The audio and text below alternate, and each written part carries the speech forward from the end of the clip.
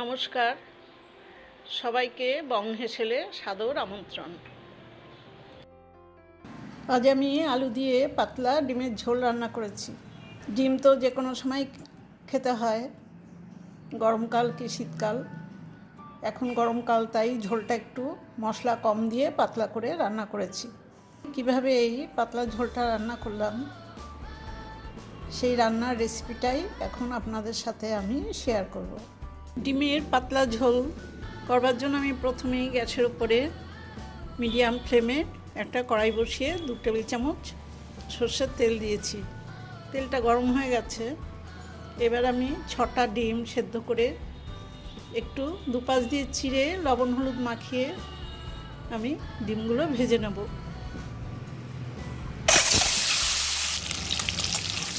ডিমগুলো একটু দুদিক দিয়ে চিড়ে দেওয়ার কারণ ডিমগুলোতে একটু তেল মশলাও ঢোকে আর ডিম ভাজার সময় ফেটে আসে না গায়ে। ডিমগুলো ভালো করে দেখুন ভেজে নিয়েছি 2 মিনিট। এবার সব ডিম তুলে নেব। আমি এই ডিমের ঝোলটাতে একটু আলু দেব। আলুগুলো আমি সেদ্ধ করে লবণ হলুদ দিয়ে আমি একটু ভেজে নিচ্ছি।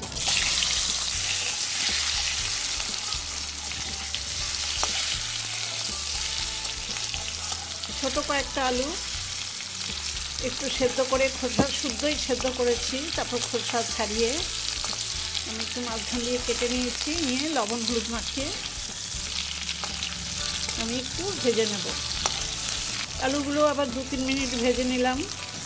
এবার আলু ভাজা হয়ে গেছে, আমি আলুগুলো তুলে নেব।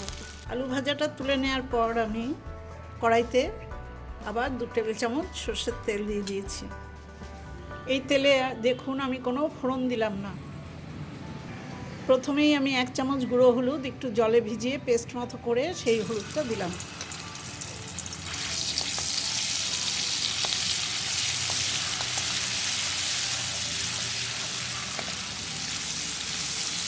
তেলে কোনো মশলা দেওয়ার আগে হলুদ দিলে দেখবেন একদম ছিটে আসে না গায়ে। তেলে যেমন লঙ্কা আদা বা পেঁয়াজ রসুন পড়লে খুব ছেটে, সেটা ছেটে না। আর 1 চামচ দেখুন আমি আদা আর লঙ্কা একসাথে মিশিয়ে বেটেছি। 2টো লঙ্কা আর 1 ইঞ্চি পরিমাণ আদা, সেই মশলাটাও দিয়ে দিলাম।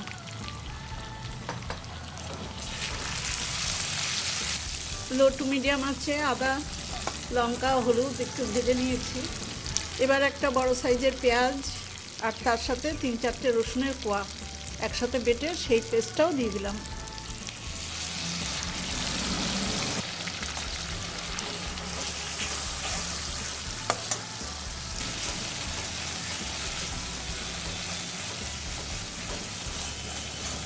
মিডিয়াম আছে দেখুন হলুদ লঙ্কা মশলার সাথে আমি পেঁয়াজ রসুনটাও খুব ভালোভাবে ভেজে নিচ্ছি।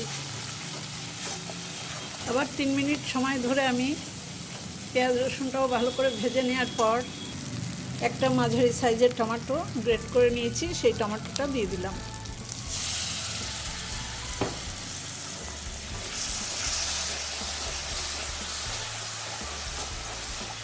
এবার এই টমেটোর সাথে মশলাটা আবার খুব ভালোভাবে কষিয়ে নেব।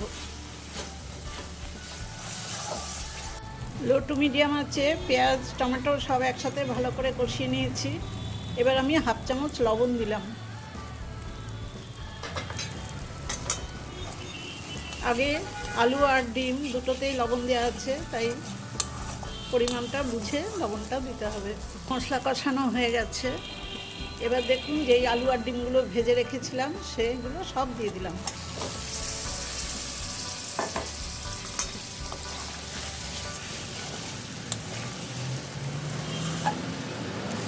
এই ডিম আর আলু আবার আমি মশলার সাথে আরেকটু ভেজে নেব। সমস্ত মশলার সাথে আবার ডিম আর আলু ভালো করে কষিয়ে নিয়েছি। এবার আমি পাশে বার্নারে জল আছে, সেই গরম জলটা দেব।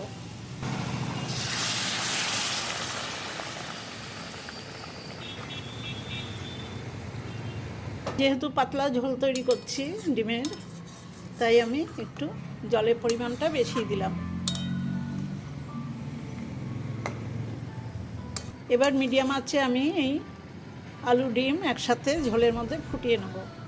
মিডিয়াম ফ্লেমে দেখুন আমি 4 মিনিট তরকারিটা ফুটিয়ে নিয়েছি, ডিমের ঝোলটা।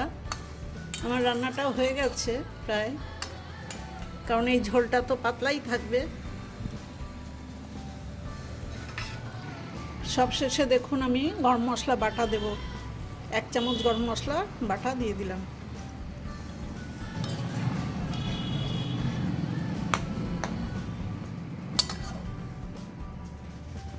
বাটিটা ধুয়ে একটু জল দিয়ে দিলাম। গরম মশলাটা দেখুন ডিমের ঝোলের মধ্যে ভালো করে মিশিয়ে দিয়েছি এবং ফ্লেমটা বাড়িয়ে আমি একটু ভালো করে ফুটিয়ে নিলাম। এবার গ্যাসটা অফ করে দিলাম। আমার রান্নাটা একদম হয়ে গেছে।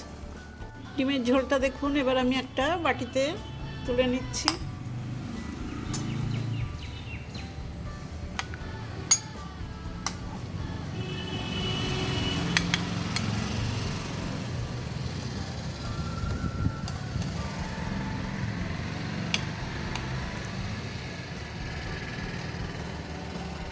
এরকম পাতলা ডিমের ঝোল কিন্তু গরম ভাত দিয়ে খেতে খুব ভালো লাগে।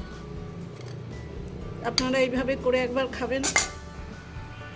আমার এই রান্নার রেসিপিটা দেখে আপনাদের যদি ভালো লাগে তাহলে আমার ছোট্ট চ্যানেলটাকে সাবস্ক্রাইব করে আমার পাশে থাকবেন।